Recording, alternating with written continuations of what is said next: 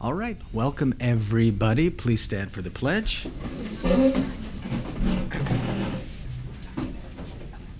I pledge allegiance to the flag of the United States of America and to the republic for which it stands, one nation, under God, indivisible, with liberty and justice for all.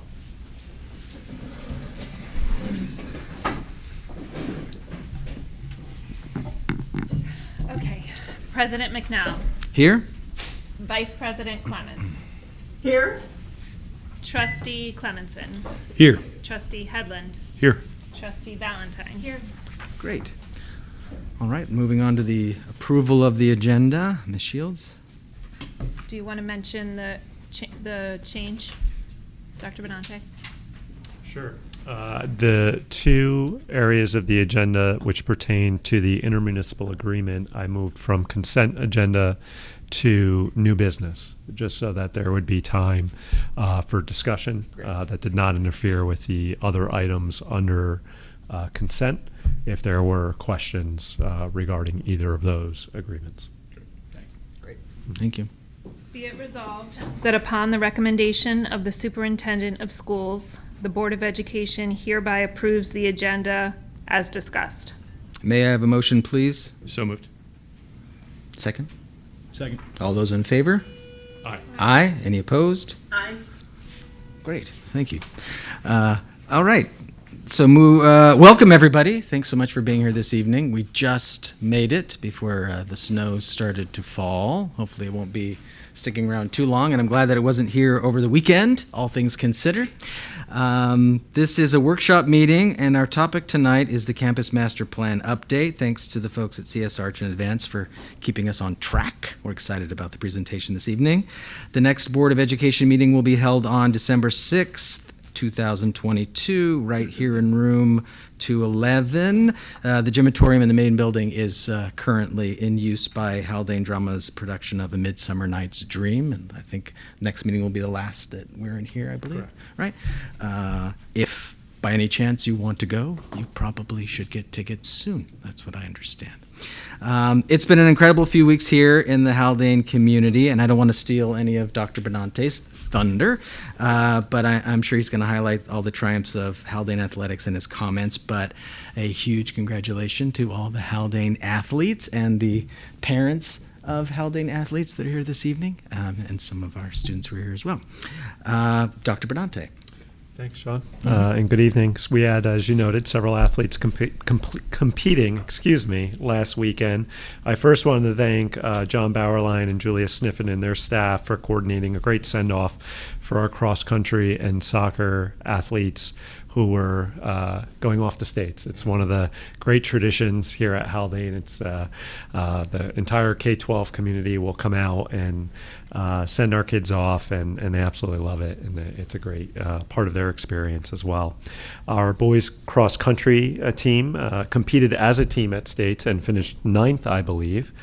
Great finish for them.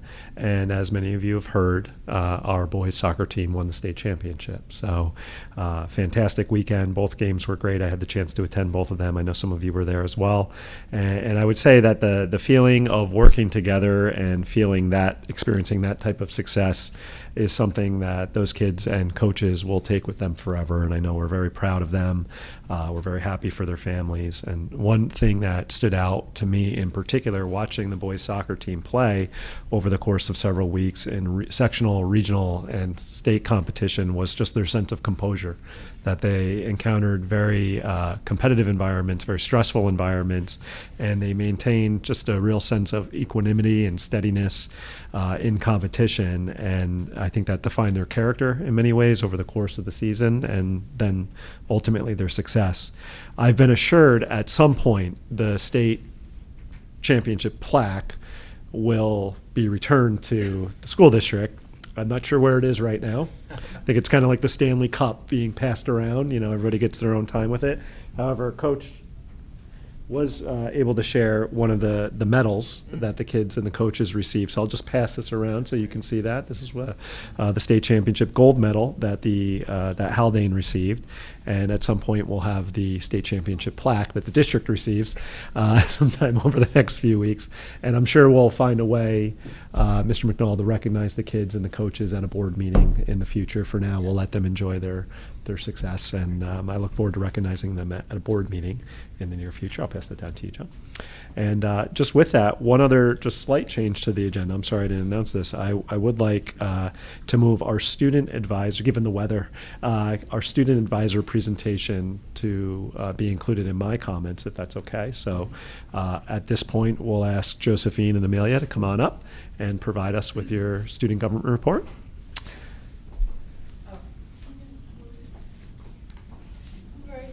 Yep, right there at the microphone.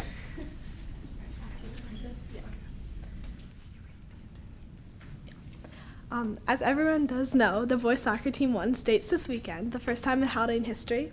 Not only did the boys win states, but the fall sports all had successful seasons. We wanted to update you on how this meant for us as students. As students, and specifically student athletes, it has been great to see athletics coming back in full swing. In the past couple of weeks, lots of students have come out to support at playoff games. And for a small community to see such a large student section at games really shows the heart and pride that we have here at Haldane. And having a mascot at the games has really helped to unify everyone. With chants and big energy, the mascot's presence has helped to get everyone engaged. It was great to have a pep rally in the gym for homecoming and to have a full state send-off for the cross-country and boys soccer team. We have really loved seeing the school and the local community unite to support our teams. Also, as sophomores who didn't have a fully normal experience last year, to have everything finally coming back is really making the whole high school experience complete.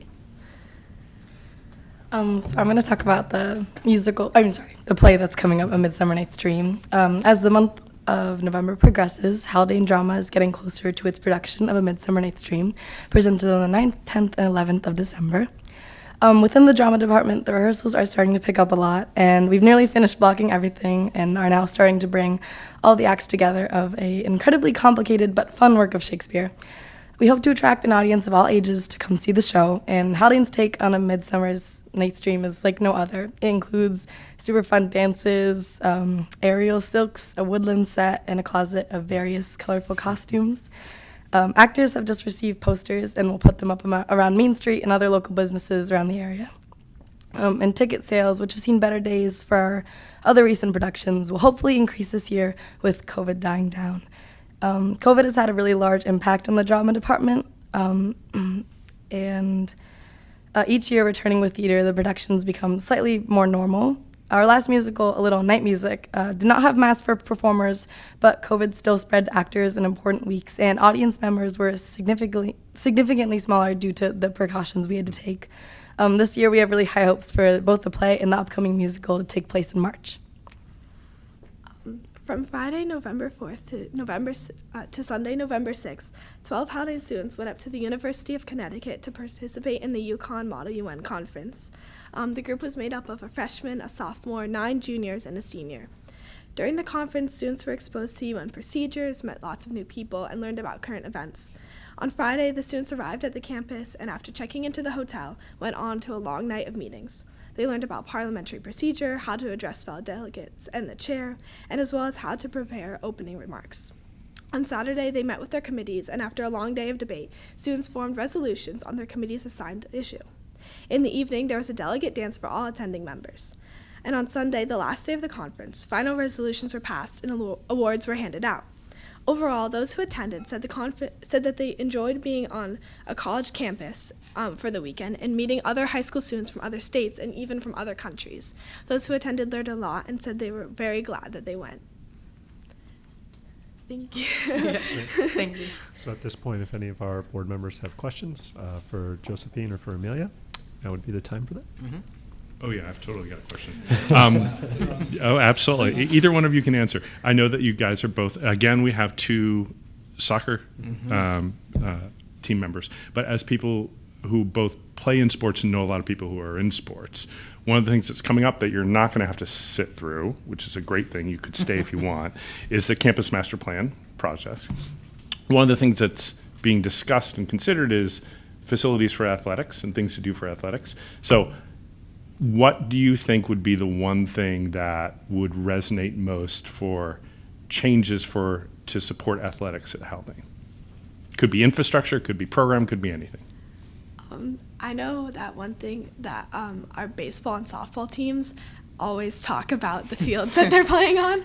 And because we always, at the soccer games, at basketball, at volleyball, there's always a big crowd that comes out and supports because it's convenient and there's a lot of places to watch from, and the fields and the gym is great. I know that the baseball and softball sometimes lack that, considering that baseball is all the way down by the waterfront and there's less seating. So maybe that would be something that could be considered as not like improving the fields and getting more people there. Fair. Do you have anything? That's a really big point. I think a lot of student athletes, because a lot of us play a lot of different sports, and so it's really nice to like have fans supporting everyone. And so for like some athletes, I feel like everyone should get similar opportunities, to have that same energy during games and practices and whatnot. So that would be a good addition, I think. Cool, thank you.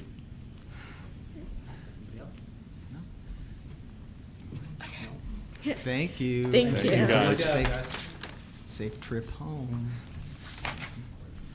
As Josie and Amelia are transitioning out, I'll introduce Melissa, or welcome Melissa back from CS Arch. And Melissa's joined tonight with Chris Laporta.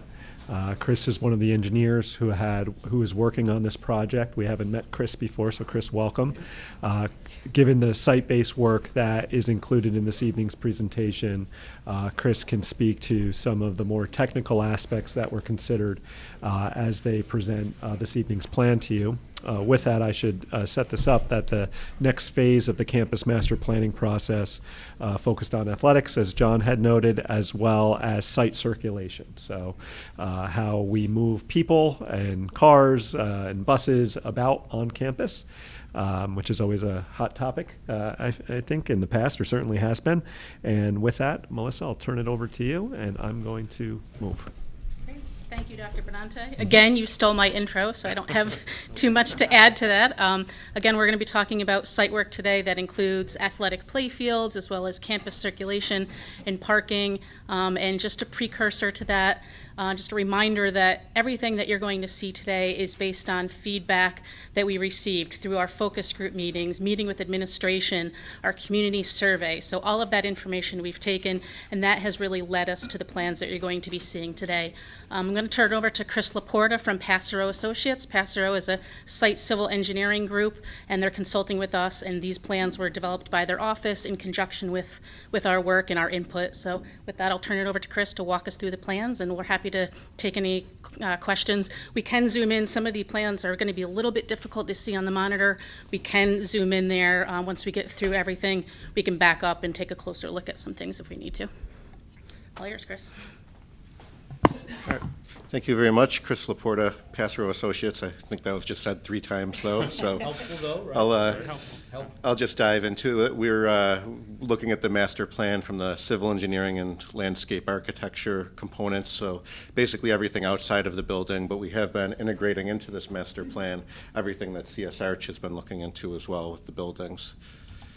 So here's our agenda, and we have 5 main focuses here. We want to go through, we'll start with the concept plan, kind of show a sneak peek of the overall plan, and then dive into some of the more particular focuses: athletics, circulation, parking, and outdoor education.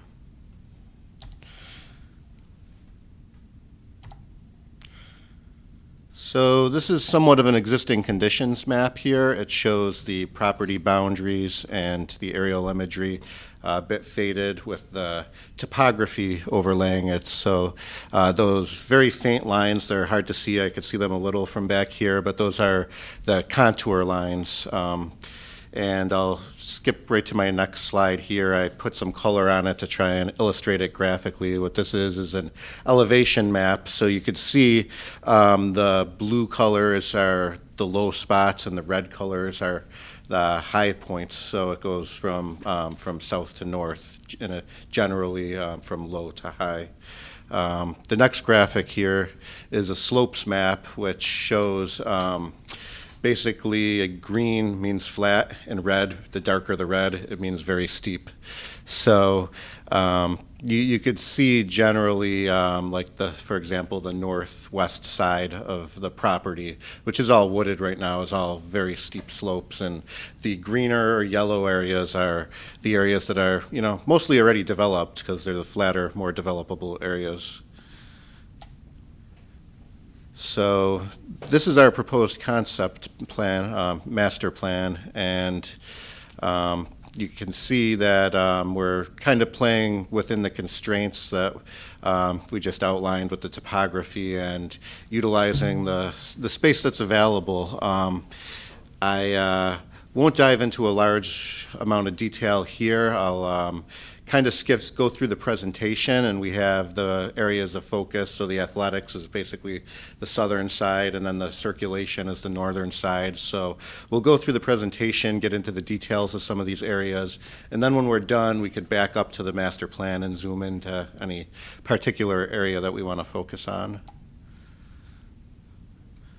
So starting off with athletics, we're showing on the left the existing condition, on the right the proposed condition, and I guess I'll work my way from south to north. Where the existing softball diamond is, we're showing a multi-use field, and what we're doing is reorienting the softball diamond so that it's facing to the north. The preferred direction for a baseball or softball diamond is northeast. That's kind of due north, but we're also working with the constraints of the roadways on the side. And that's what we're doing is there's almost two shelves there where there's the existing ball fields, and as you start at the road elevation, you come down to the first field, and then there's probably a 8 to 10 foot drop down to the second field. So this would require a bit of earthwork to push the slope out a little bit, but we think that it's a doable project. We looked at a lot of alternatives in this area. We were like, can we fit baseball in here? But baseball is a lot bigger. It would have been a massive amount of earthwork. So, and we also wanted to leave some areas, those little blue blobs that you see at the bottom of the screen there, we reserved as potential stormwater management areas. When you put in a turf field, it acts more like an impervious surface. The rainwater runoff comes off a lot faster, so you'll need to slow it down a little bit. We're showing the addition of 4 tennis courts right next to the existing tennis courts there. Right now there's an existing stormwater pond there, so it's very hard to see on the screen at this size, but I think I have parentheses there that say stormwater beneath. So there's an existing attenuation pond there. It's definitely doable to put the tennis courts there, but what we wanted to do is make it clear that we would need to put the underground stormwater management like chambers or storage in order to accommodate the existing stormwater flows. I'm not saying you need to do that. That's why I showed the other 2 blobs down there, the other blue areas. We identified a few areas that we could put stormwater management, and as any component of the project moves forward, we'd look more into the engineering feasibility and the construction costs to see which location makes the most sense.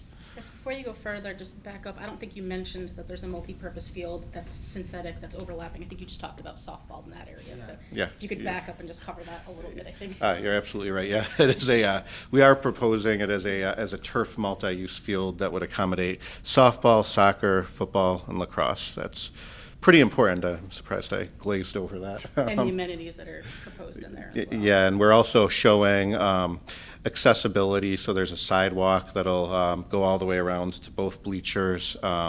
Lighting, which we're putting on the master plan. That's obviously a decision that could be made down the line with sensitivity to the neighboring communities and things like that. But this is for the master plan purpose, we wanted to show the full package, and it's almost like a menu that you can pick and choose pieces of. So. We're showing obviously new dugouts, small bleachers, and parking on the street there. I think we also are showing maintenance or storage building in the top corner of the field there. And then the high jump. Oh. area, I don't think you can do. Nope, and I didn't make it all the way to the top yet. There's the, we're showing right on the northwest side of the track, a long jump, and right at that north corner there, a high jump. There's also existing stormwater ponds there, so we would need to either, put the attenuation beneath it, which would be, just large pipes to store the stormwater beneath it and release it slowly, or we'd route it down to a new stormwater practice at a lower point, as we discussed earlier. I put in a slide here to just show Mayor's Park down at the waterfront. That is an existing baseball diamond there. The school district does not own this land, but it, is something that could be pursued as, say, a maintenance agreement for improvements and continual maintenance to utilize it for baseball. It's, it is getting further away from the campus way down there, but it is a big enough field to play baseball, and there could potentially be some improvements made to it. I believe there's also a softball diamond on the southern side there that you could hardly see on the aerial because it's in pretty rough condition. The next major focus was circulation. So what we did here is we took a look at everything from parking to bus and parent pickup and drop-off circulation. I'm going to move forward to the slides. We have some graphics that'll help illustrate the flow patterns here. So the yellow lines are what we're considering for bus routing. You can see we kind of reorganized the bus parking spaces there to, right now they're in the same general area, but they're kind of scattered in different locations. So we tried to make a more efficient layout there, and also to create a pattern that the buses are generally staying on the northern side of the campus. So for the high school, you could see the big 1 in a circle there, and then for the main building, there's a 2 in a circle. So those are the 2 locations that we were considering for pickup and drop off for the buses. Okay, and then the car circulation, the pickup and drop off locations would be on the lower side, where you see the same 1 and 2 graphics there. We do show the orange circulation going up into the high school parking lot on the high side there.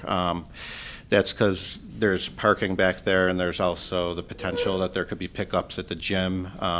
So we did want to show that line for now, but generally having the pickup and drop off queues on the other side, what we're doing here is we're kind of separating the bus and the car traffic, keeping the cars on one side and the buses on the other. We're also, I'm sure everyone probably caught that we have this traffic circle in the middle here, and we're creating a connection between the high side and the low side there. We're also reducing the central loop in the center that's going around that center lawn area. Right now, you have a small circle within the larger circle, or a loop within a loop. We're recommending you get rid of that smaller bus circle, so it is just one large smooth loop that includes those 2 drop-off areas. Yeah, that's a great point. I'll tab back to our existing condition here. You can see that there's a kind of a similar loop that goes from the main building back to the high school, and there's another loop right where the number 1 is there, and that loop is kind of redundant because there's already a loop that you can circle in. So we created a little bit more open space by taking this approach and by removing an inefficiency. So this graphic here kind of puts it all together. The yellow is the busing, the orange, reddish color is the cars, and then the darker yellowish, reddish color is the combined traffic.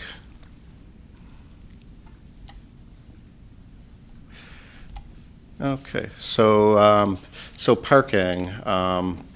We provide the statistics here on this slide. There's about 145 existing paved parking spaces, 25 gravel parking spaces for 170 total. In this layout here, we've added 59 paved spaces, eliminated 25 plus or minus. We counted on the aerial when we saw it pretty full. There's not really any defined spaces up there. So we have about 209 total proposed. So we're showing an addition of 34 spaces, many of them gained through the efficiency of redoing the parking lot on the top there. And this new parking lot in the back, this is working off of a revised high school layout that's showing that option O that we talked about last time. So this is now showing your proposed additions on either side.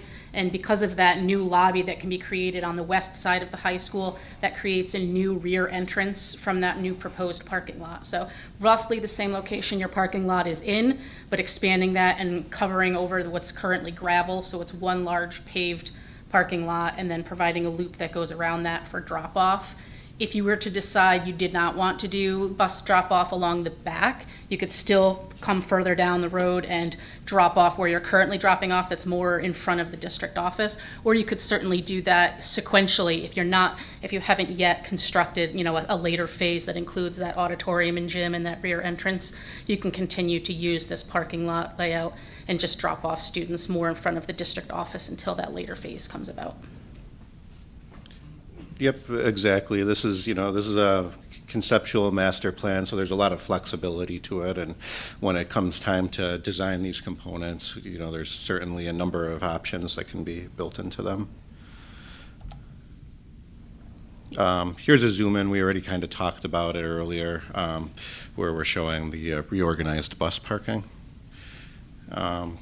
We right now we show, I think, the two locations for fueling, but the idea here is that there'd be some space here that we can start to prepare and think about the future with electric vehicle charging and such for the buses. So the charging stations can be placed along these parking spaces here, and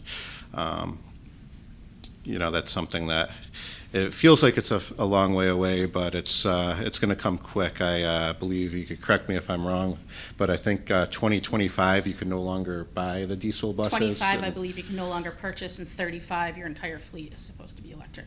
That may change, but that's their current protocol that they're working towards. May not be practical. They may reel back on that a little bit. But nonetheless, something to consider for the future. And if you put the parking lot in and just run some conduit while you do it and be ready for it, that's not too expensive to do. Okay, Can we go over the outdoor learning? Sure. So I'll let Melissa take the outdoor learning component of it, but we did denote the areas in this yellowish color, which may be hard to see on the screen. So during our reconnaissance and programming with your staff and students, we did also meet with PTA, and I had a large component and representation of an outdoor education committee, and they shared with us their plans that they've developed over the last few years working towards providing more outdoor learning opportunities. So we wanted to acknowledge that and show some recognition of their hard work in some areas where you can start to provide some of these. As Chris mentioned, there's a small box. It's very hard to see, but their report had identified several priority sites to provide an outdoor classroom, and this is really something that's providing shade coverage, open air, and then probably a concrete slab with either a built-in or mobile furniture type setup, something to replace the rentable tents that you currently have. We would propose you would minimally do one for the elementary school, one for the middle school, and one for the high school. There are many priority sites identified, so you have more locations than you probably need, but we would recommend that you at least continue 3 in your master plan to provide areas for outdoor classroom space. And then in the center of this central loop, we're labeling the auditorium. This plan is by no means a set plan of exactly what this would look like, but represents that this is an ideal location to provide an amphitheater or something that recognizes the topography and the great views that your central lawn area has, and provide an area for larger group gatherings outside on your campus. Do you want me to try and zoom in on the screen? We can, sure. And I think this is our last slide, so we're happy to go back and answer questions and take a closer look at anything if we need to. Tap the screen. Ooh, tap the screen, and does that box on the lower left come up?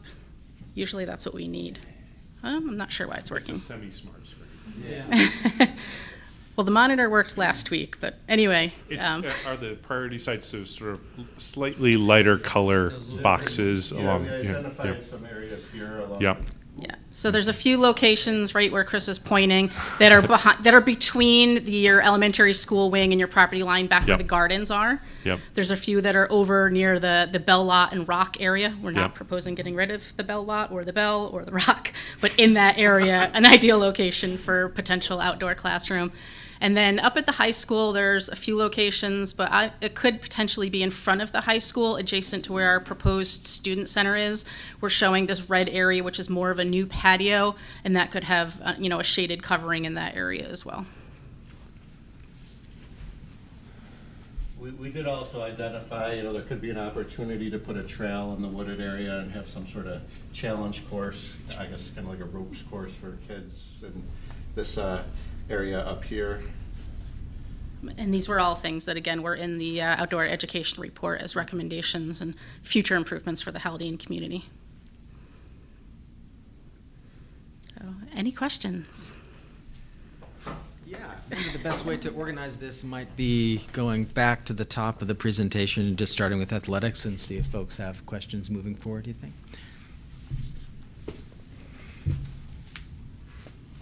We'll get there. I'll leave it there. I'm gonna have one question. It's gonna be about that artificial turf on the, the lower field there. Explain to me the advantage of having an artificial turf softball field instead of clay. Well, by having turf, it allows you to utilize that space to also have other sports like football and lacrosse there. You can see the fields are overlapping, so we couldn't fit a standalone, and having clay wouldn't make sense in the middle of, of the football or soccer.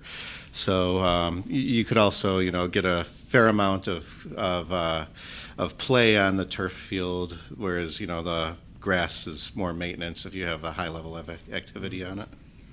During our focus group meetings, particularly with the athletics group, but it came up in others as well, is there's just not enough play fields to support all the athletic teams here, from modified, JV to varsity, practice and competition use. There's just not enough space. So modified is certainly sacrificing, JV is sacrificing, because a lot of times, the play time goes to the varsity, and then you put weather and things like that into the mix, and you're reducing that time even more. So providing a synthetic turf field in any location is certainly going to expand your playability. Teams can be on there consistently, as well as PE use. So this is affecting every single student in your Haldane community if you're using it for PE use as well. So that's always important to remember. It's not just supporting your athletic teams, but the ability to get on that field 24/7, as much as weather's permitting you, is really significant for the impact for this area, especially when you have such limited space elsewhere. Also, a follow-up on that is it better cost benefit to have an artificial turf than to have grass and clay? Over the long term. I'll let Chris answer. Probably he has a little bit more detail, but it's important to note, and I know you're doing this currently, putting money aside for replacement of your existing synthetic turf. They don't last forever, and they do require some maintenance. It's not as regular and consistent as mowing grass and things like that, but they do require some maintenance. But Chris can perhaps talk a little bit more about the cost cycle there. I can a bit. I'll apologize. I'm not a landscape architect. I wish I had one of them here to get into the real details of it, but to really do a cost-benefit analysis of it, I think what makes it a major win is that you could have multiple different sports on this field. So you're really utilizing the limited space. We have a very constrained site because of the topography. So you're going to get a lot of play out of the field for a number of different sports. I can certainly get you additional detail as a follow-up to the, Don't worry. Yeah. And this is, go ahead. Let's ask what we really want to ask. what is it, if we were just looking at softball and sort of letting the multi-use, common sense angle go, what is it like to play on A perfectly turf? selfish question. Yes. Play on turf versus a grass field? Like, do we know the differences in terms of? You're asking Yeah, the authentic playability of it play, and yeah. health. So I actually recently attended a conference for synthetic turf. They brought in a third-party health analyst who's a doctor. I'm sure he has some better title than I'm explaining. From the sugar company? No. So he was not affiliated with any turf companies whatsoever. His entire life is just doing analysis on sports injuries and such. And what they're finding is there's actually less injuries and certainly less impactful, significant injuries on synthetic turf. So there may be more frequent minor injuries, but they are not higher in those that put people out for a season, that require surgery, that have long-term or lifelong effects. We can certainly share that data with you if that's something you're interested in, and we can also, request someone to come in here and actually talk to you guys if you're interested in more information in that. But health-wise, the old synthetic turf fields certainly had, more dangers and health effects that people were concerned with. The current synthetic turf fields that are being put in now and more recently, we're not seeing the same.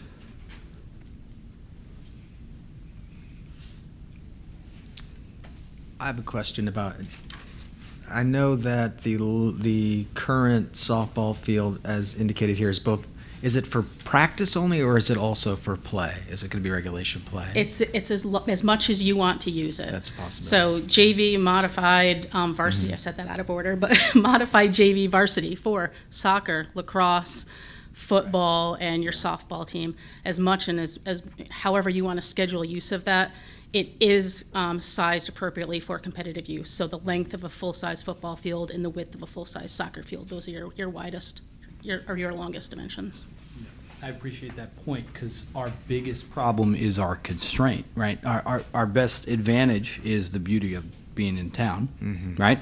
There's nothing that compares to it, right? It's unbelievable.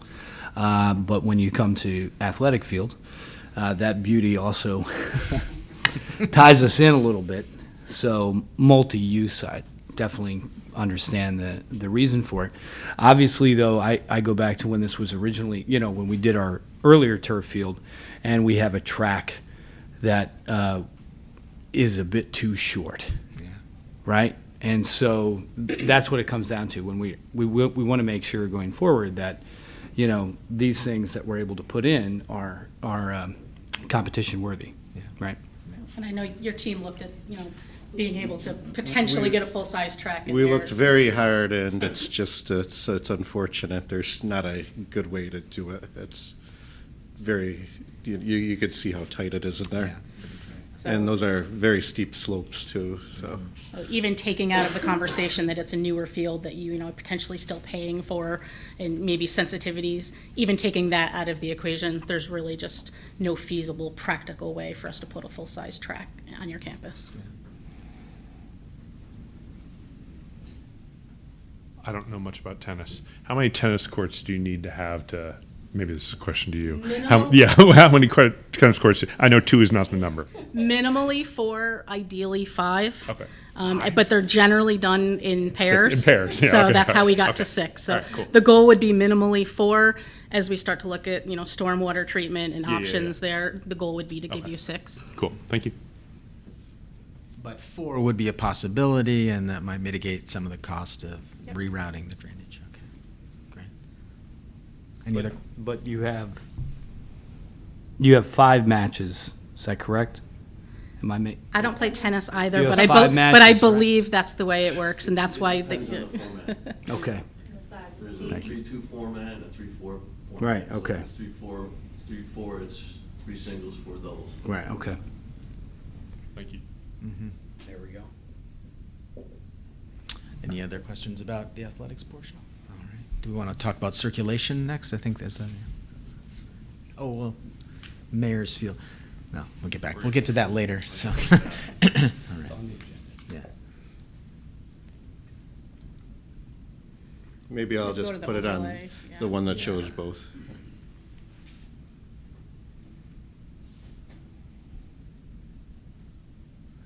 So the dark or the yellow-orange line it's for car traffic sort of off hours, right, when we're not doing drop-off or pickup with the buses. Right, we'll circle around.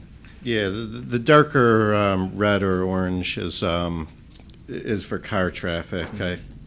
If I go back, there it was, to this slide, it shows the two parent pickup and drop-off locations that we were looking at. Sorry for those that can't hear me on the microphone, but so cars for student drop-off and pickup would enter from the south end of your campus on Craig's side, loop around, drop off or pick up at the elementary school, continue to do the same for the high school, and then continue out. If it was a staff, generally this parking back here is for staff and students only. If it was a car that needed to progress to that area, we're now providing a full road here that runs in both directions and a new traffic circle. So generally, vehicles are just doing this. If they need to come up, they can go around and go to that loop. Or if they're entering on your side road here, they can do the same thing to go in and out. But generally, again, this is just staff and students accessing this parking. So the bulk of your vehicular traffic that you're concerned with aren't maybe going to obey a bus is constrained down here, so separated from the buses. So if you want to go to the bus one, Chris, we can go through that. So again, your buses, when they're returning to campus, are coming in on this road, which is a bus-only road, entering around, going through this back loop, dropping off for the high school here, or again, we mentioned you could drop off or pick up here, and then the same thing, your location for the elementary school is along your curb here where your recess and playground is, and then coming back out your side entrance here. Great.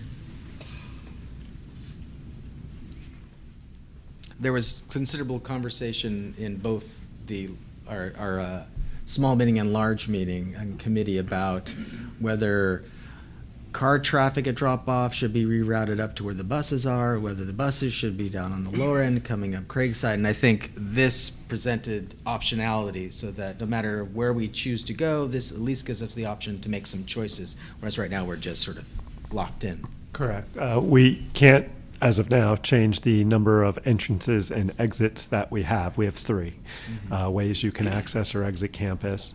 This provides us with better options if administratively we were to determine, a different routing structure than what we currently have in place. I don't think there is no perfect option that's going to alleviate some of the concerns that occur as traffic's coming out on Mountain Avenue or down on 9D and traffic issues that are encountered there, both at arrival or dismissal. There's no way to necessarily solve all of that. That being said, this gives us at least some good options for how traffic can route on campus efficiently, effectively. Melissa spoke to that, keeping buses separate from cars to a greater extent, which should help create a more efficient exit from campus. So we're appreciative of that. And really what this plan is doing is giving you roadways that work in both directions that are wide enough to accommodate really any plan that you want to deploy. So with the use of signage that says, no cars during these hours, or, buses only, cars only, with creative signage, you can manipulate the usage of these roads in the future. If, we deploy one plan and it seems to not work for you, or, some of your protocol changes and you want buses to come in from a different location, you at least now have roadways and connections from north and south with a new roundabout there, so you can make those connections. Great. Any questions? Peggy, I'm sorry, I don't think that are you looking online on the slideshow? Do you have any questions or? No, I'm looking on the slideshow. This is a really minor question, but there's a handful of parking spaces that are at the very what you have marked now as a bus only road. But I assume that you could still have cars go to get those handful of spaces. That's a district visitor parking. If you're talking about behind Mabel Merritt in that area, Yes, that would be district office staff, and I think there'd probably be exceptions for those few cars. Yeah. Great. I guess moving on. Let me see the next.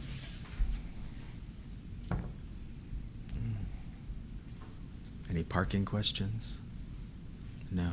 Good, good. Glad to hear that. Moving on. Our goal was to provide enough parking for all of your staff, and I know Julia gave us some counts for both staff and students.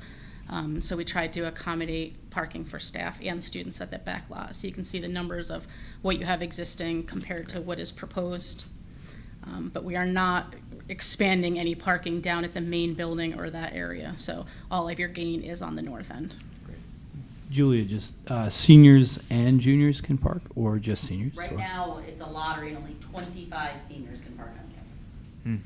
And this would allow all seniors at least? This would give us at least all seniors. Yeah. I think it was 34, does that sound about right, of the desired student parking spaces?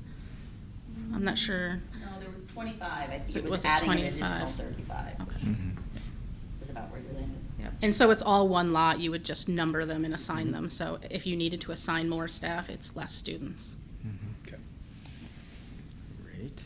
And I guess outdoor learning is our last.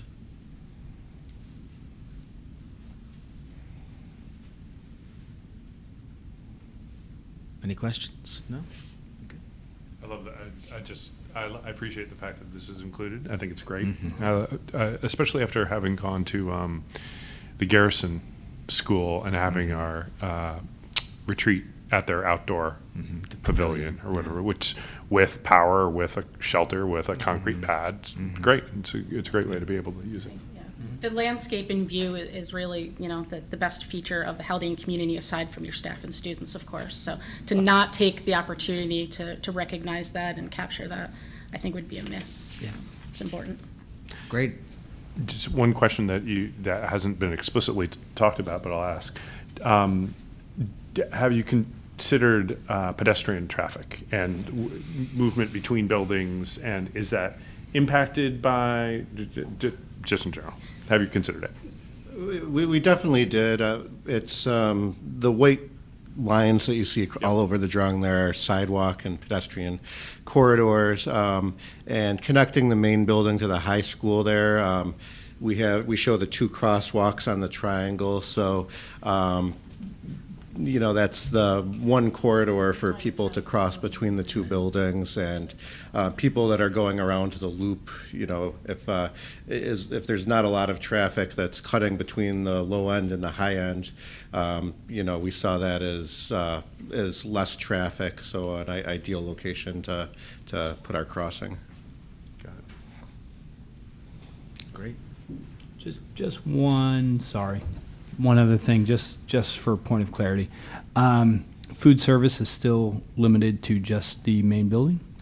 Or Correct. Is it, Our okay, intentions with the student center was to provide, a small cafe that would provide grab and go type things. We know you don't have, the staff, or really we didn't hear the desire to provide another cooking location or, food service location. It's really just providing grab and go, and really the important part was to provide a place for students to sit and eat. So if they're bringing their lunch or going home and bringing food, things of that nature, they'll have the space to do that in that, large student center / cafeteria, and have available for grab and go cafe type items. Thank you. Yep. Great. I just noticed it's kind of hard to see, but I appreciate the terraced. Yeah. I can't read it. Contained courtyard In between patio. your cafeteria Jeez. and art Yeah. area. That's a great use We of that recognize space. there's sitting potential there. and opportunity Yeah, for yeah. space there that we can capture and make more purposeful. Fairly easily, yeah. Okay. Especially adjacent to the art areas back there. Right, Could have right. some outdoor access and outdoor gallery Yep. spaces. Great, thank you. Peggy? No? Good. Thank you. So there's no action to be taken today. We're just reviewing. This is an ongoing process. We'll get to learn as we go forward. So thank you both. So I'm sure Dr. Bernante would also like to give his gratitude to you as he slowly makes his trip. I'll just over to remind Germany. you, our last couple meetings, we presented on the proposed building additions. This one was obviously focused on site work and exterior improvements. We have upcoming meetings that we'll be talking about interior renovations or smaller projects, as well as infrastructure updates, things that are coming out of a building condition survey, the less flashy stuff, and, flooring and piping and that kind of stuff. So several topics yet to come. Well, Melissa and Chris, thank you. And I know you didn't highlight the focus group and survey feedback in this as part of this presentation, but you have in others, and it's nice to see the continued connection to the feedback that you heard from our community last spring, now reflected in design elements. So I really appreciate that and look forward to the next round of presentations. Great. Thanks so much for your time. Great. Thank you, everyone. Yep, drive safe. Thank you. Drive Thanks. safe. Thank you. All right. Moving on to communication from the public. I don't think that we have anyone from the public, so maybe in interest of time, I'll skip reading the paragraph and we can move straight to information reports. We've already heard from Josie and Amelia, so moving on to Ms. Christine Jamin for the elementary school principal report. Good evening. You have my report, so I'm just going to highlight, just like the students said, the return to things on campus has been really exciting for professional development too.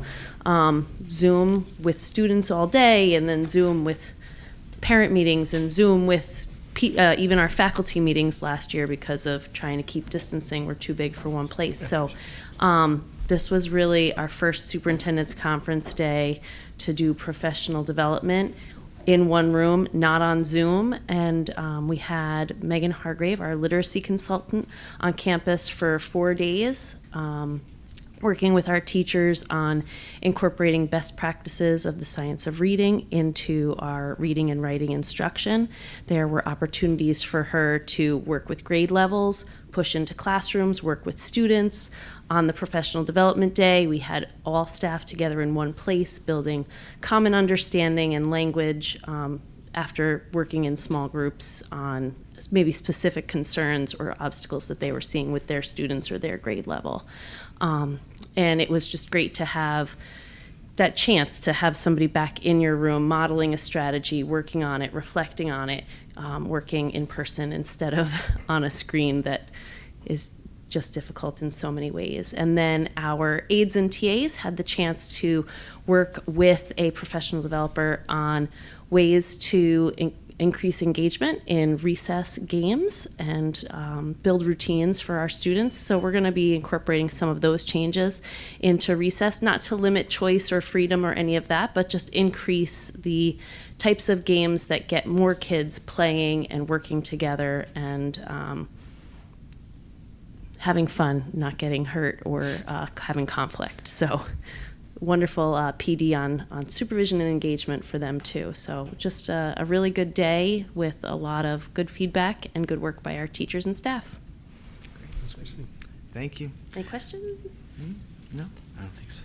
All right. Dr. Seelke, middle school principal report. Good evening, everyone. So during COVID, we also couldn't have visitors. So for the first time since 2019, I was happy to have Aria Clemenson and Charlie Brooks, our PTA VPs to the middle school, organize a meet and greet for all the class parents and the team leaders. Sometimes people think that once we hit middle school, we don't have class parents, but we do, except instead of bringing party stuff for kids' birthdays, what they're doing is helping the team leaders plan all of the many activities at the various grade levels.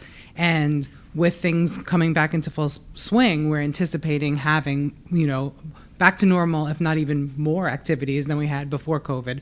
So we're pretty excited about that. And that was a great chance for a meet and greet with the class parents and the team leaders. And also, the PTA VPs are supporting the middle school community read this year, and I'm not going to reveal the theme or the books yet because they are not set in stone, but the selections are being read. So, and the evening will be held indoors, February 16th. So that's another change back. We had been doing the community read outdoors for COVID precautions. So the planning committee will be announcing the theme and the selections after Thanksgiving, so looking forward to that. Also, the middle school student council is under Mr. Vergidamo's leadership this year, and those students are working very hard, and they have supported and prompted a wellness week, which will be the week right before winter recess, December 19th through the 23rd for the middle school. And they are polling the middle school to see what our middle school students would like to do for wellness activities, and that will then launch Wellness Wednesdays once a month for the rest of the school year. So that's really exciting stuff coming up as well. Thank you. Thank you. All right, moving on to the high school principal report, Ms. Sniffen. Should note that Ms. Sniffen gains additional mobility in her leg with each month that she reports. She does. It's great to see. One step at a time. One step. It's been the new line. So just a few highlights for the high school. I know there's been a lot of conversation with the Garrison and the Garrison 8th grade, but we were able to welcome the Garrison students on November 8th. We had 20 high school students participate in panel discussions, in meet and greet, visits to classrooms, and tours for the Garrison students. So I just want to mention that. And then that evening, I had the pleasure of meeting with approximately 20 Garrison parents, giving them an overview of programming and the offerings here at Haldane High School. So that was definitely a productive evening. In addition to that, I need to just thank our guidance department. As many of you know, if you've had students in high school, or if you can go back to your own time period, November 15th is a huge day, as is November 1st. As of November 10th, we had 451 college applications go out. And so managing that sheer number in our tiny little office is a lot. Kristen Amato, who is our leave replacement for Amanda Kotchin, has just been tremendous. And I just cannot thank her enough. Watching the seniors and the students go through this process has been fairly seamless. It's never seamless. But we are starting to see acceptance letters rolling in and that excitement in the high school office with that process. So I wish I had a number as of today, since November 15th is today. I'm going to guess that's plus at least 50, if not close to 75 additional college applications went out over the last couple days. And then finally, I just want to remind everybody that tomorrow we are bringing back Friends and Family University, which we haven't had for a few years. And the theme this year is digital health and safety. We have Katie Greer coming to us. She's a nationally recognized speaker. She has an interesting background. She was actually a former intelligence analysis for the Massachusetts State Police and the director of internet safety for the Massachusetts Attorney General. So we look forward tomorrow to welcoming her. She will be meeting with our high school students, middle school students, and elementary students. Clearly age-appropriate presentation. We got Katie's name from actually our Putnam Northern Westchester BOCES. That tomorrow evening, following a PTA pasta dinner, free of charge, the PTA is sponsoring this, in the cafeteria, Katie will be presenting to parents and community members interested in coming. So spread the word. We still have some spots for the pasta dinner. If you haven't registered, the link was sent out at least 3 times. And the information is also on the website. So we're looking at right now, we have just about 100 people for dinner. So we still have some more spots if people are interested in registering. Hope to see you then. Thank you. Director of Pupil Personnel Services, Dr. Keisha. Good evening. So I'll just highlight a few things. Our department has been very busy as well. We tried to make very good use of our superintendent's conference day. Those hours are very precious, so we try to use them wisely. And we really tried to focus on creating some staff development opportunities with relevance in mind, really trying to be responsive to some of the feedback that we receive from staff. So I was able to customize some of the opportunities for some of the work that was happening. And I worked personally with a group of middle and high school special education teachers on the concept of universal design for learning. So that ties into Mr. Josh Elder's work, where he was working on curriculum design, and this helps us to kind of look at ways that we can make curriculum and learning more accessible, not just for our students that might have learning differences, but also for all students. So that was kind of a highlight. We've been able to see some of our children have some nice successes when the literacy consultant was there. The student that was kind of highlighted as really grasping a concept and getting that aha moment during her model lesson was actually one of our our children that receive special education services. And, you really could see that his eyes lit up and he was just so proud. So there's a lot of good work happening. And I know you're going to be looking at the contract for the audit tonight. And so I'm really looking forward to getting that work started as well. Great. Thanks. Thank you. Director of Curriculum and Human Resources, Mr. Josh Elder. Good evening, everyone. This month, we are pleased to put forth to the Board of Education submitting the Haldane Professional Learning Plan for the Board of Education's approval. The purpose of the Professional Learning Plan is to ensure that teachers and leaders have opportunities for professional growth, remain current in their professions, and meet the needs of their students. The plan by itself articulates how we go about this, right? And the plan has been the culmination of work that started prior to my arrival, that started in the 2020-21 school year, and we continued the work last year. Through survey results and conversations with teachers and work with the Haldane Curriculum Council, the plan we put forth this year articulates our goals for the year and how our professional development is going to be aligned to those goals and the ways in which we help to achieve those goals, as well as provide some information for teachers on their requirements for how they have to stay current in their certification areas. It's required by the state of New York, and so we're pleased to put this forth for approval. Plans can be 1 year or multi-year plans. The one we're putting forth this year is just for this current year, with the idea that as we get towards the end of the school year, we will go through a process of revision and thinking about what that plan would look like for next year. I think one of the things that we hope to achieve by it is to ensure that our goals and our professional learning is aligned to state standards, but this also aligned to the strategic coherence plan, and just making sure that everything that we're doing is effective and strategic as possible, given our resources. Great. Any questions? No? Thank you, Mr. Elder. Mm-hmm. Director of Facilities and Transportation, Mr. Tim Walsh.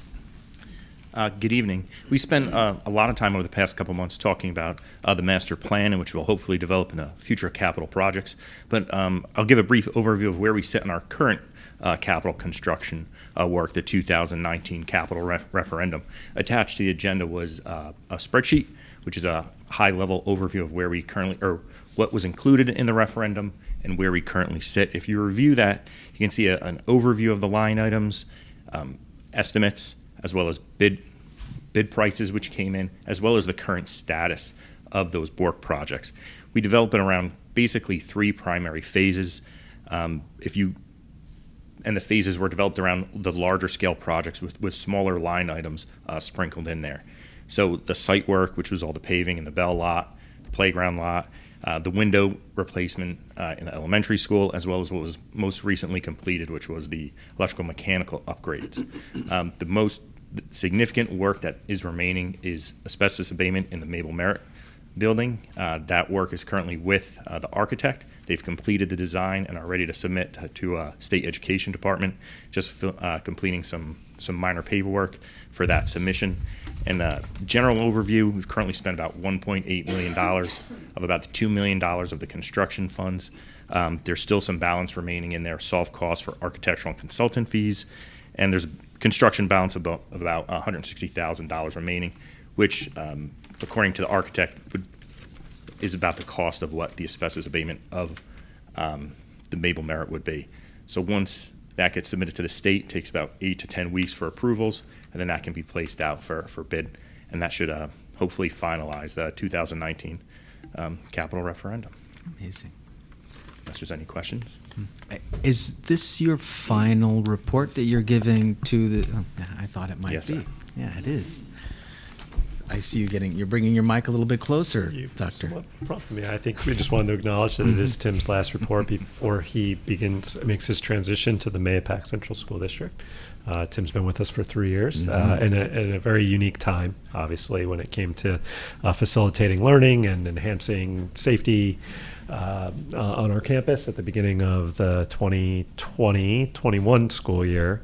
And I just wanted to acknowledge that, thank Tim for his service to Haldane. He certainly is going to be missed. And leave it at that, John, unless there was anything more you wanted to say.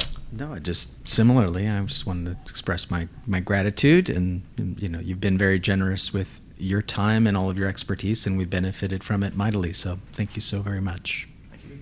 Mm-hmm. Great.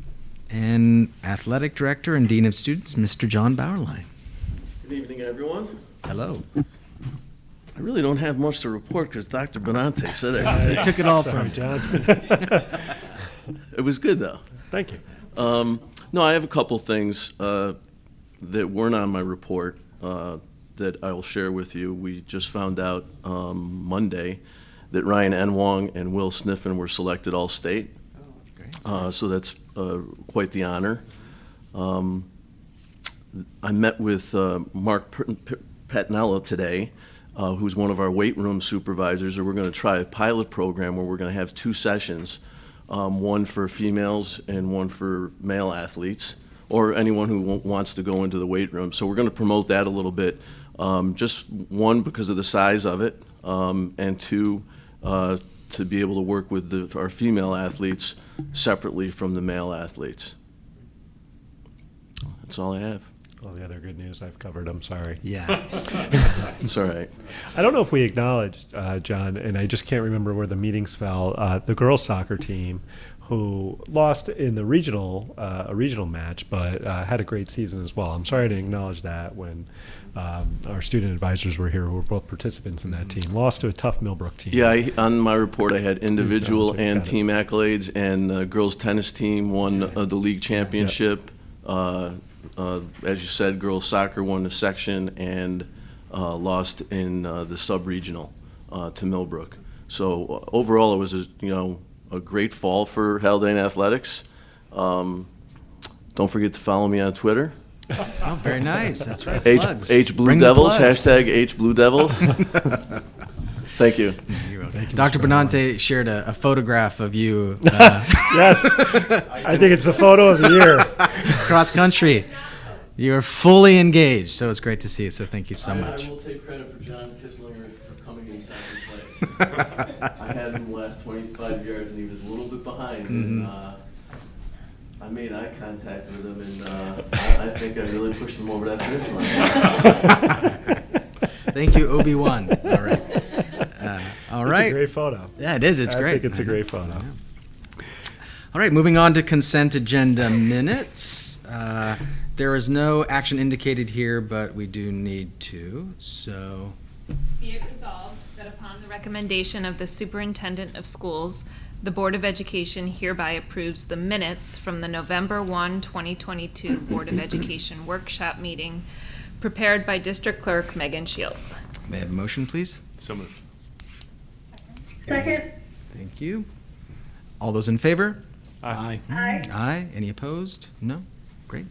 All right, the next into committee minutes. These are the policy committee minutes from November 1st. We might address those a little bit later when we do a little reporting. Moving on to consent agenda financial. May I have a motion, please? So moved. Second. All those in favor? Aye. Aye. Is there anything we want to discuss before we move through? I There's just quite a have bit a- on here, so. go ahead. We're going to do the intermunicipal agreement separate. Those are now Okay, under fine. new business. Okay, right. Do we do change orders? This is the first time I've ever seen a change order. Yeah, if Tim can speak to that. Yeah, sure. Thank you. And Tim, just know if you don't have the agenda in front of you, change order number 1 was Putnam Windows. And change order, it should be number 2, was the Lombardo Plumbing and Heating. Change order. Correct. Yep. So we issue a change order when there is an increase to the contract value. So in both situations with Putnam Windows, there was a slightly more material to the window screen, so it increased the dollar value of that contract. And then with Joe Lombardo Plumbing and Heating, there was some additional piping that needed to be relocated. So it was additional cost that was incurred by the contractor. Cool. And I would just say it's unique that it just hasn't come up yet. Yeah, okay. Right. But because you're increasing the dollar value of the contract has been predetermined. We need your approval You need to approval, go ahead and even if award it. it's de minimis. Okay, cool. I had a couple questions. Are we here yet on the Garrison Haldane contract? Yep. Is that- That's where we're.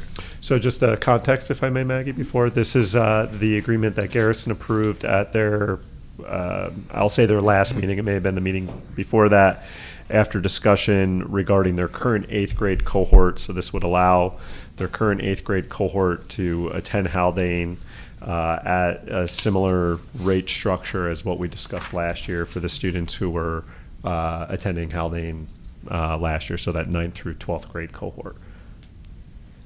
I just had, there's some, for all the lay people in the back, there's some language that is sort of strange, or maybe it's missing. On the terms of instruction contract under conditions on number 2, or on number 1, we talk about, it mentions that Garrison Union Free School District agrees to send interested secondary school students who are entering grades 9 through 12. And then the next, number 2, it says the Haldane Central School District agrees to receive all interested secondary school students. There's one, or maybe it's been amended, where it talks about, where it doesn't talk specifically about secondary school students. It just says all interested secondary school students. So is that something, because this is a legal contract, that we have to amend or insert, or is that going to be all students that want to come to Haldane and not just Garrison? It's all of their all of their students who are interested. Intent is understood, but yeah. I mean, do we have to put that in there specifically? I don't believe so. This language mirrors our existing agreement with Garrison that we proposed, that currently had our current 9th through 12th grade students who are from Garrison. This language mirrors what we already have in place with them. If you can refer me back to the specific point now that I have it in front of me. Yes, sorry, it's on condition 2. Condition 2, receive all interested secondary school students. Correct. Right, as opposed to the first one where it talks about interested secondary school students talking from Garrison. It's an agreement between us and the Garrison Union Free School District. So those are the boundaries of. Okay. And then later on, we're under tuition charges, where we go down. It talks A and B, let's see, under C, it talks specifically number 1 and number 2 about grades 9 through 12. Correct. And number 2, 9 through 12. And then 3, it doesn't talk about grades 9 through 12, it talks about grade 9, which, again, understanding the intent. But is there does that, by not, specifically talking about grades, is that open for So this is the understanding now moving forward for students who would be entering grades 9 in the 24-25 school year. So it's the current 7th grade cohort. Right. It's my understanding that the board desires for us to examine the tuition structure and model and look at alternative options for those students moving forward. Right. And we don't have to add anything in about students in like 10 and 11th grade if they want to come in at a different time, like if they don't enter the cohort with the Garrison. These are just questions that people were asking me from, does that leave it open to interpretation, a different interpretation of intent, right? Sure.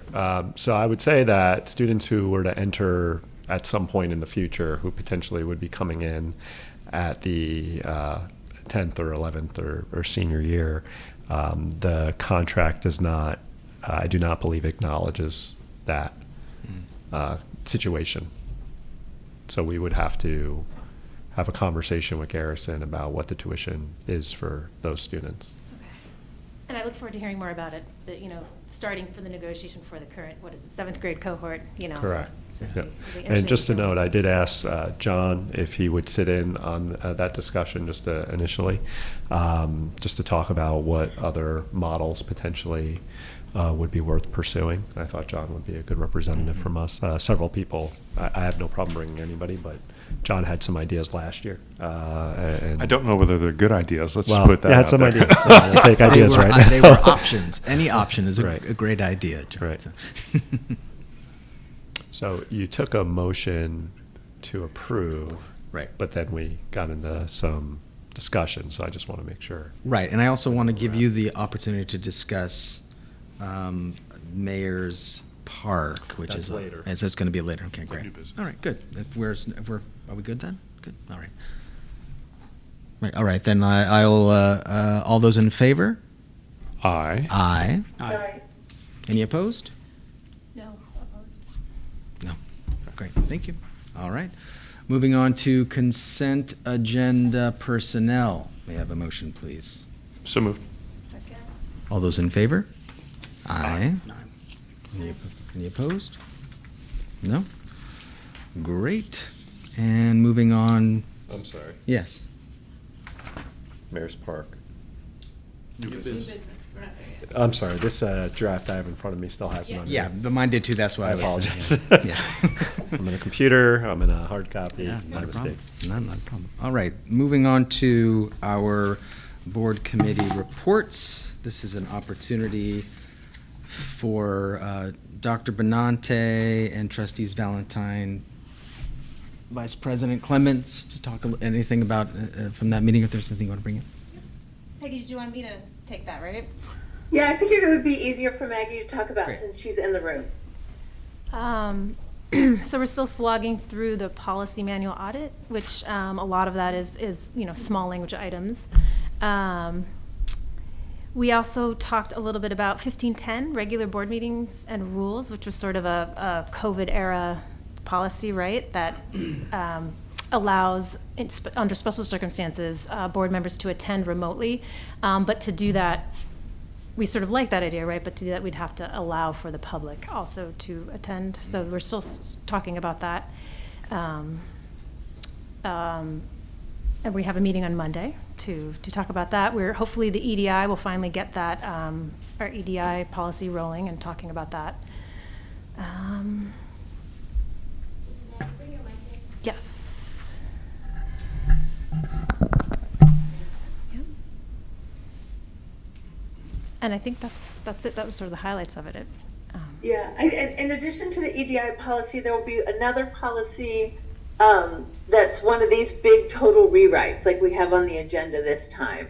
But we're just going to talk about it a little bit more before we bring it before the board. But yeah, I mean, with this, we've finished, we're actually getting really very close to wrapping everything up and sending it back to Erie BOCES. We've gone through all the policies that came through with the audit. So. Thank you so much for your work and your dedication. I always see the three of you together walking from one place to another, so I can tell in deep deliberation. For Westchester Putnam School Board Association, the only update I have is that, just so you know, there are community conversations that are held twice a month that are open to anybody, officers or otherwise, and the forthcoming is about school safety, among other topics, but that's the focus of it one way or another. And if you don't receive those emails, let me know. I can forward them to you. But that's the only update from there. Moving on to new business. Ms. Shields? Be it resolved that upon the recommendation of the Superintendent of Schools, the Board of Education hereby approves the recommendations of the Committees on Special Education and Preschool Special Education as presented. May I have a motion, please? So moved. Second. All those in favor? Aye. Aye. Aye. Any opposed? No? All right. Now we're going to talk about the superintendent's evaluation. That's me. That's Peggy. Yeah, so I had meant to write up a timeline. I did not get to it, but basically the board, I think I might be talking about this, I can't remember. I feel like I've talked about it recently, but the board should be prepared for executive sessions for both meetings in December. The first meeting in December, the board will meet by itself in executive session to talk through and decide what, if any, issues we'd like to discuss with Dr. Benante. And then at the second meeting, we will do that with him. This mid-year evaluation is informal, so there won't be anything written, but it is an opportunity for us to have a conversation about how the year is going.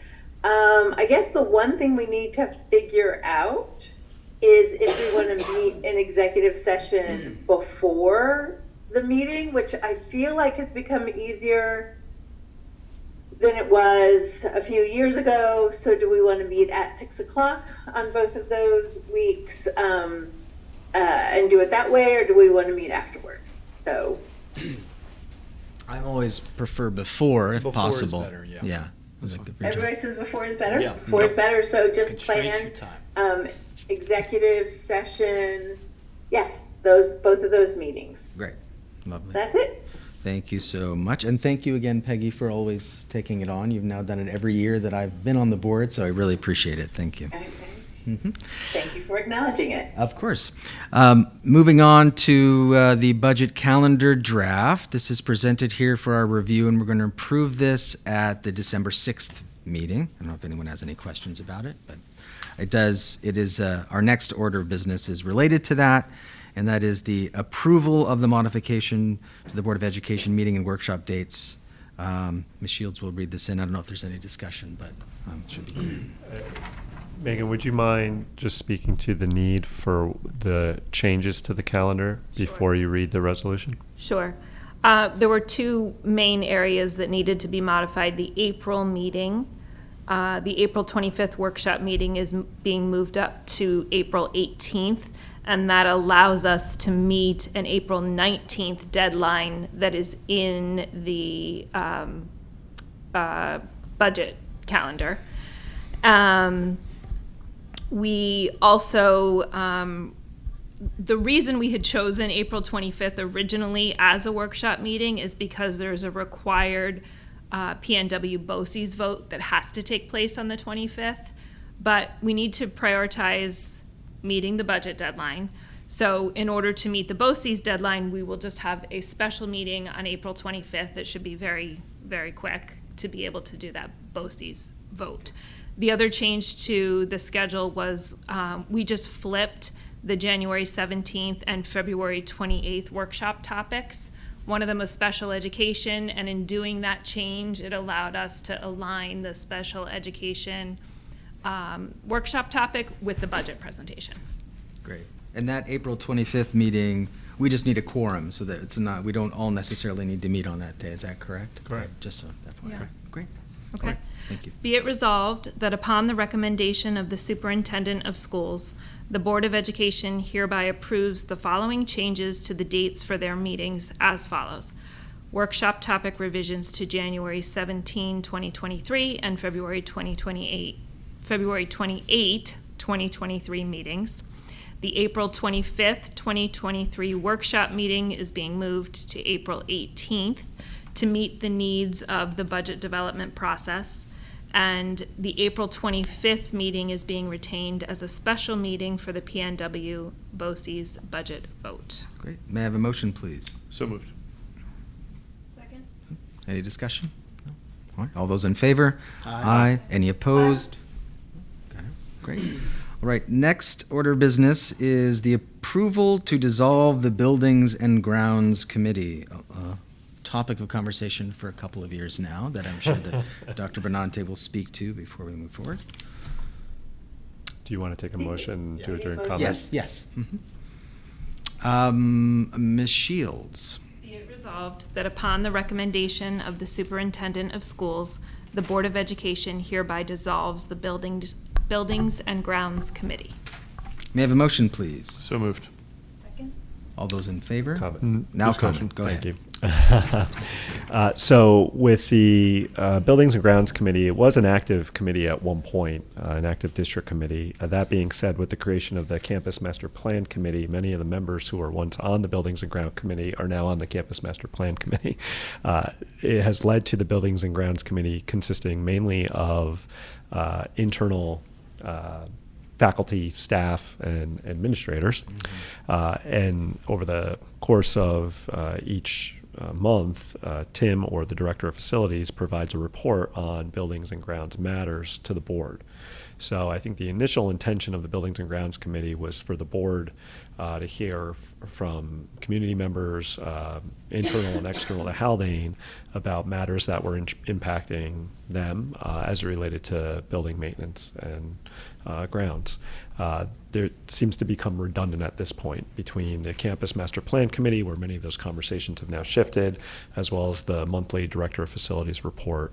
So with that in mind, it's my recommendation to dissolve the Buildings and Grounds Committee, given that it is redundant and the board is already receiving this information through other means. And I would imagine that a future iteration of this committee will be put into place once the It's possible, something. Yeah, I think it'll be oversight. called something different. Right. But as we move away from a campus master plan to now an actual capital project of some sort, it will be important to keep a group together, whether it's and to be defined who will comprise it, but for the board to continue to have a connection to a group of our community members, internal and external, to whatever phase of that project we decide to take on. Great. Any questions? All right, all those in favor? Aye. Aye. Any opposed? Sorry, I'm a little slow. I'll wait for coming you. off No. mute about that. I'll blame the internet. It's not your fault, Peggy. All right, moving on to the external audit report for the 2021-2022 school year, the corrective action plan. Ms. Shields. Be it resolved that upon the recommendation of the superintendent of schools, the Board of Education hereby approves the corrective action plan for the external audit report for the 2021-2022 school year. May I have a motion, please? So moved. Second. All right. Any context or discussion? The corrective action plan, or the desired action, was for us to spend the excess fund balance that we had carried into the school year, and we have a plan to do that. We do. Great. And are we in favor? All those in favor of this plan? Aye. Any opposed? No? Great. Moving on to the approval of the professional learning plan. Ms. Shields. Be it resolved that upon the recommendation of the superintendent of schools, the Board of Education hereby approves the professional learning plan for the 2022-2023 school year. Go ahead, stick with this one. Okay, thank you. All right, can you sidebar me? All right. May I have a motion, please? So moved. Second. All right, any discussion? No? All those in favor? Aye. Aye. Aye. Any opposed? No? All right. I just want to note that we moved the intermunicipal agreements to new business, so they're not in the hard copy. They're in the live board docs version. Oh, I see, okay. So why I don't have you them bring here. this up? There you go. Because I'm all printed. All right, so we then. are on item 7. Item number 7. seven. Thank you. 9. Thank you, Ezra. We We're did on 7, 9. going back to Great, so 7. let's we're go on into the, let's go back in time to the approval of the intermunicipal agreement between the Haldane Central School District and the Village of Cold Spring, use of maintenance, Mayor's Park. Go ahead. Do you want to take the motion? I do. May I have a motion, please? So moved. We didn't hear the resolution. Hold on. Or the recommended action. We're getting there. Got it. Okay. Be it resolved that upon the recommendation of the superintendent of schools, the Board of Education hereby approves the intermunicipal agreement between the Haldane Central School District and the Village of Cold Spring for the use and maintenance of Mayor's Park, and authorizes the superintendent to sign the agreement on behalf of the district. May I have a motion, please? So moved. Second. This speaks to a general agreement with the village on the continued upkeep and maintenance of Mayor's Park. We had an agreement that was quite dated.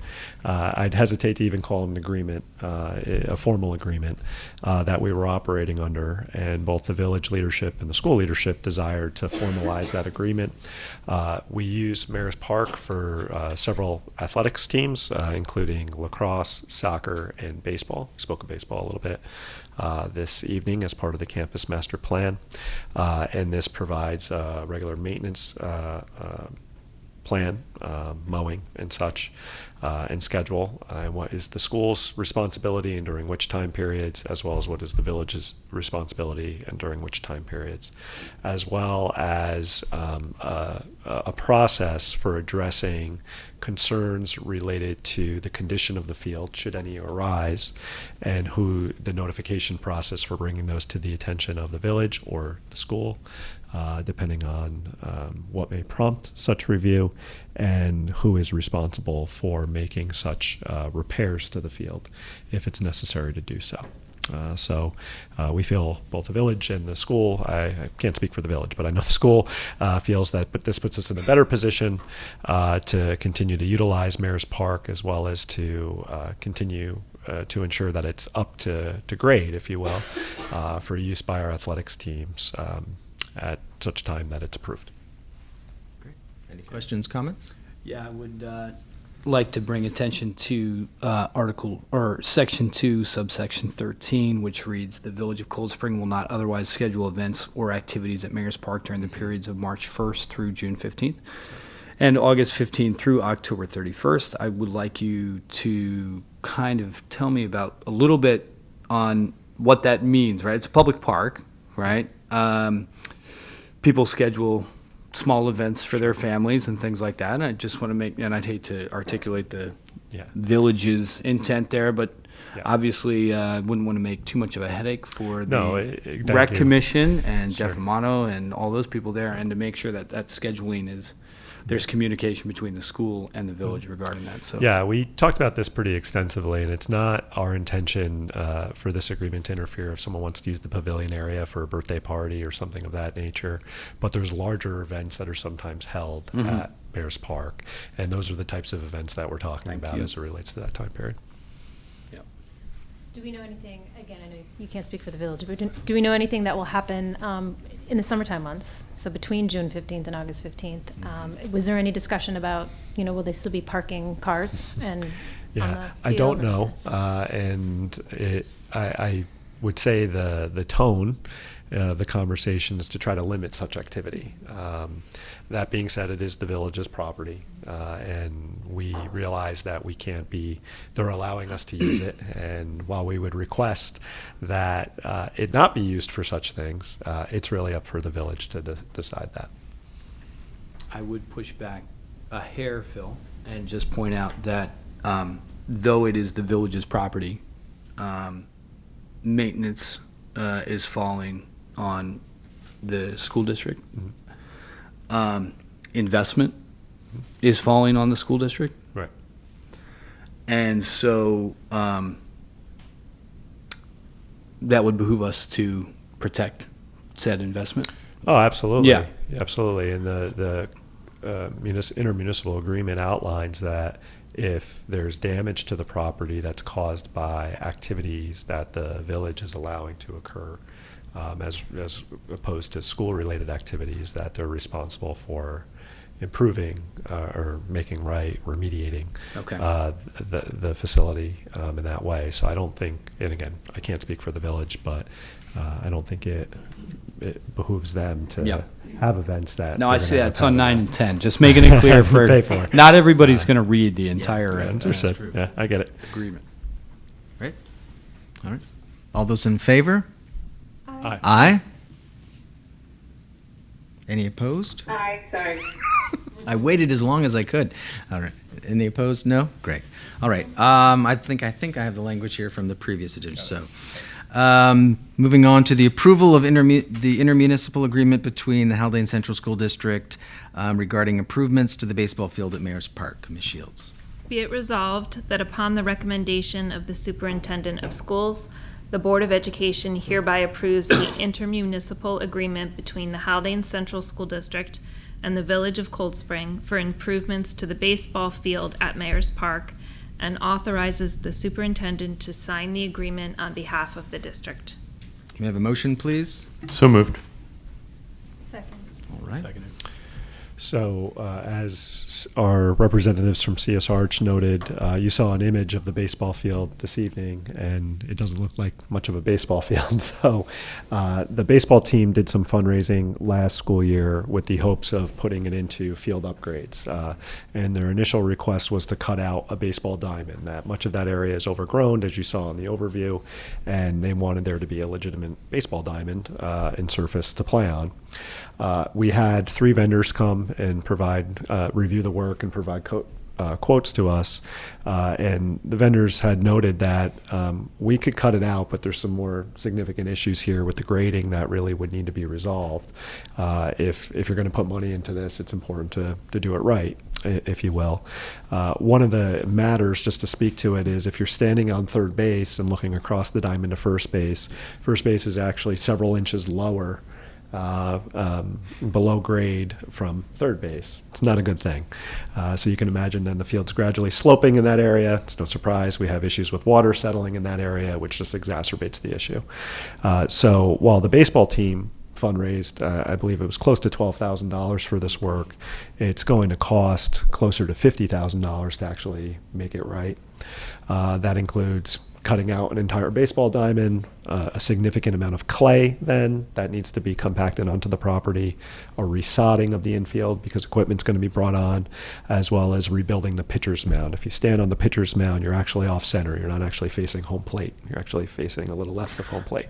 So in comparison to our other field spaces that our kids compete on, it is in need of significant improvement. I know the players and the families' desire for it to be improved. I fielded many phone calls from them between last spring and now. And as we have noted, the need to spend our excess fund balance, which we're over the 4%. We're in one of these unique situations where we have some money where we could commit to it. These are, I'd like to say these are one-time costs. However, a natural turf surface will always need some sort of annual investment. The village, by way of the other agreement, has committed to an annual fertilization program, which is good not just for baseball, but for any other team that's playing on the park. We have always worked on the field to get it prepared for the start of the season through the maintenance and operations staff. So this gets the field to a playable condition, which I think we're concerned about in its current state. It's not playable. There is no alternate space for the team to access. In the past, when there was issues with the field at the start of the season, if it was wet, we would go to Dutchess Stadium and play. But when the Yankees came into Dutchess Stadium, extended A-ball now doesn't allow for high school teams to access that field like we were in the past when it was short season A-ball. So there's no other options for our team. And I'm concerned, I think they're concerned as well about the playability in its current state. This would allow it to get to a place of playability for the spring season. There's a timing issue too, right? With getting it going. There is. So, excuse me. When it comes to the sod component, so the laying down of sod, it's important to do that before it snows. I'll make note that I don't think this evening's snow is going to throw us off, but the sod has to set for a period of time. It can continue to through the winter. That's not a concern, but it needs to get down. If it snows, obviously, and we were to have a foot of snow on the field, then we can't lay sod. So if we do this work in the spring or to wait to do it to the spring, it's going to disrupt the start of the season. It needs approximately 1 month to set. So we don't know what the winter will bring. So if there's this, will we have time to do that? we will. Okay. Currently. Great. Yeah, so it's my hope the board will consider this for approval tonight, right now. The village has indicated that they will bring this before their trustees at their next meeting. And then we have a contractor lined up ready to do the work. So as long, knock on wood, as the snow can hold off for a couple of weeks, we should be fine. One point of information, just you had mentioned that our baseball team, raised money for their own field, which is not a great look, right, for any school district. So I find it very important to meet those needs.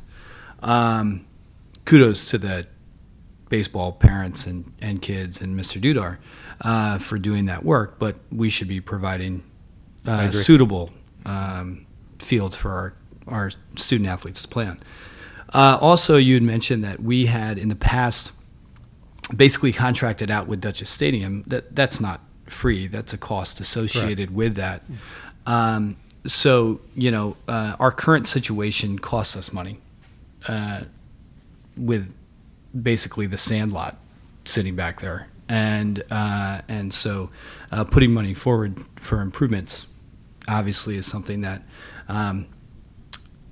though possibly not the most ideal situation in a short period of time, is something to fulfill a stopgap. Is that kind of the way you see this? Or I would say so. As part of the campus master plan, I've met with so many individuals outside of the regular committee structure to get a sense for potential for available field space in the area. The difficulty is there's no an option has not to bring or include as part of what you're seeing CSR present for consideration. The issue I've encountered or we've encountered is there's no immediate option that we can point to say this would be a space that maybe would be a good opportunity for the district to consider as a multi-use field space, which baseball could be included on. You noted the 9D space today, and there, whether it was Chris or Melissa, pointed to, we looked at whether or not we could fit a baseball field on there, but it would be a significant issue with grading or other site work. It would become cost prohibitive. We've tried to examine whether there's any other spaces that may be available to us in the community. There are not, not in the Haldane Central School District, at least. So this is our best option as it currently stands. $50,000 is a significant amount of money. And but yet it's a field that hasn't had that kind of investment made in it in a considerable amount of time. I wouldn't venture to say how long. So outside of the geese fertilizing well, it right, for free yeah, for right, the, right. So village, the longer that goes on, the more likely or if we were to allow that to continue, the likelihood we'll be back in this situation at some point in the future. Okay. Thus, the first IMA, which is to establish some terms and conditions, parameters with the village for just the regular upkeep and maintenance of that space, the entire space. The second now is to bring the baseball field up to a standard of play for the kids. Okay, thank you. Thank you, Ezra. Any other questions, comments? No? All right. All those in favor? Aye. Aye. Aye. Any opposed? No? Ayes have it. Great. Megan, remind me, did we approve the professional learning plan before we went back in time? So we're heading forward to policy review, first readings and adoptions. Ms. Shields? Hang on, did we do the contract with the pupil personnel services audit? Does that need to happen first?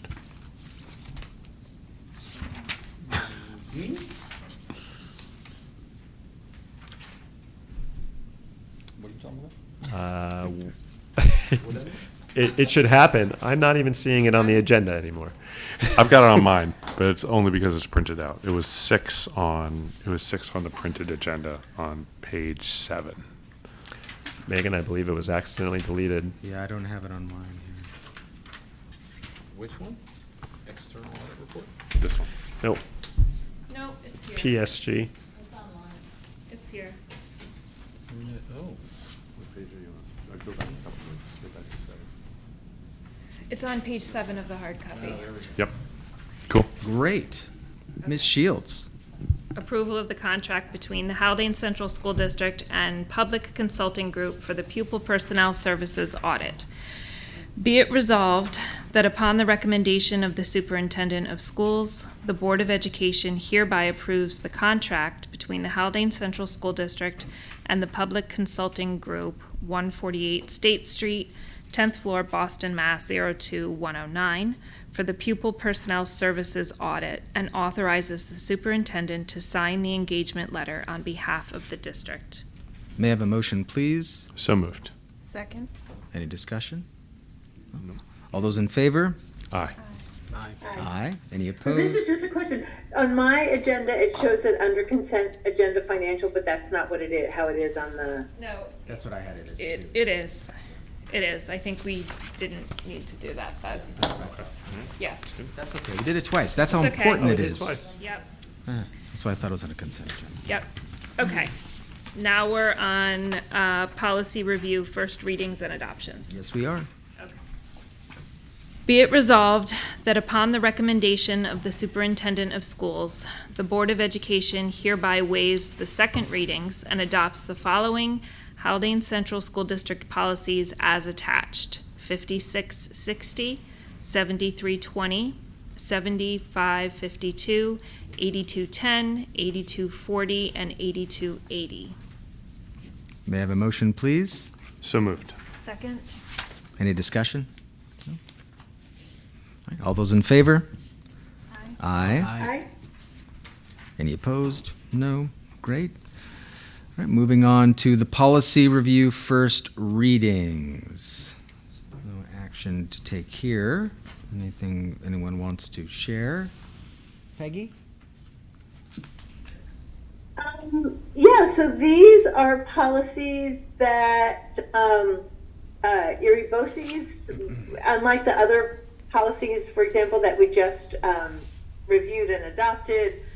These were extensive rewrites addressing important issues. And so we thought it best to give the board the opportunity to have both a first and second read, right? Because these aren't like minor changes in language. These are pretty substantial rewrites of those three policies, 8110, 8330, 8340. Wait, but now I'm just wondering, yeah. That's right. Mm-hmm. Yeah. Great. No action. All right. Moving on to our final communication from the public. I don't think And I guess, but the one thing I just want to mention is this is the opportunity for folks to make any comments if they want about these. And it sounds like that there aren't any, but there will also be a second opportunity. I mean, the goal would be at the next meeting, we would adopt these policies unless people have concerns about them. Regarding your first reads off of these, these ones, curriculum development, resources, evaluate, these ones that, policies. Yeah. Okay. Yeah. Thank you for that clarification, Peggy. Sure. Mm-hmm.